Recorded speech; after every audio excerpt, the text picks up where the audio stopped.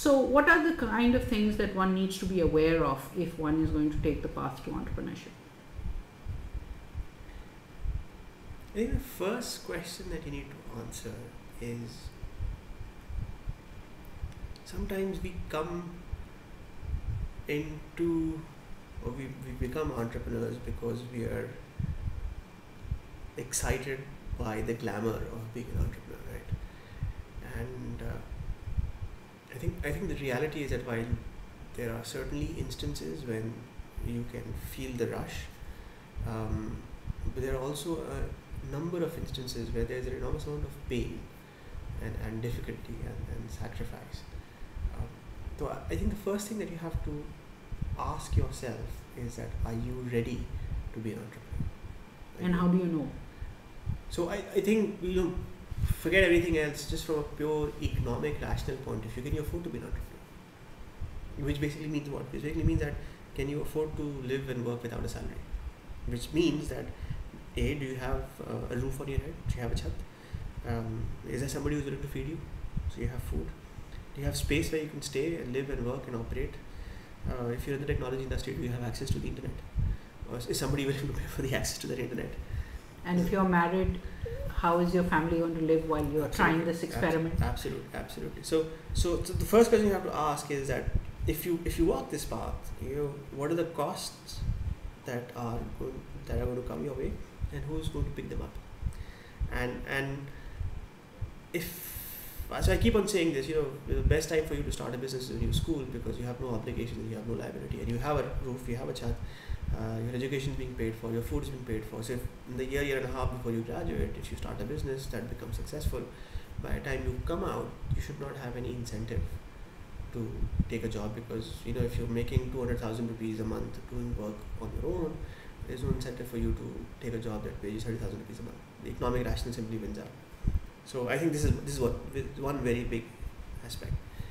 I think the second aspect, in addition to being aware of what is involved, and most of us who start businesses are not.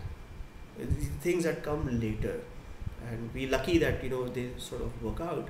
But in most cases, when things get very, very difficult, you have to look inside yourself and ask, why am I doing this, and can I afford to carry on doing this? So that is one question. I think the second question you have to ask is, in addition to being this economic / financial / social aspect, the other very important aspect is the motivational side. So if it's only you in a room of some godforsaken corner of the city that you live in, because that's all you can afford, can you motivate yourself enough to show up for work every day without any company? And can you carry on believing in what you're doing every day without any company? Right? And can you carry on managing the heartbreak of people saying no, whether they are employees, whether they are customers, whether people that you interview, whether they want to work with and partners, or what to say, you're too small, we don't think you'll survive, we don't think you'll change. So the second big aspect is that, from a motivational point of view, what drives you?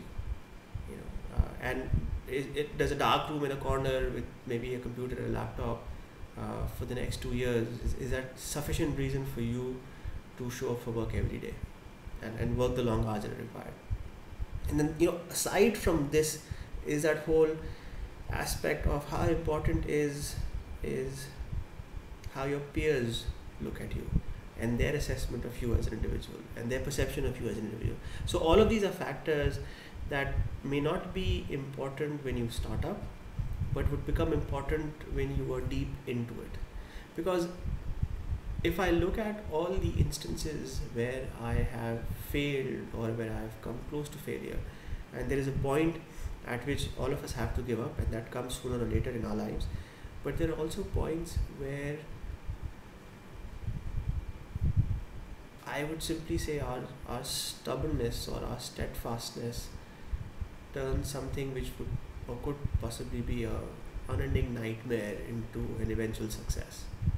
So there is a path to failure that you have to follow, but on that path to failure, there are also tests that you have that you can take to decide whether there's a chance that this will eventually turn into a success or not.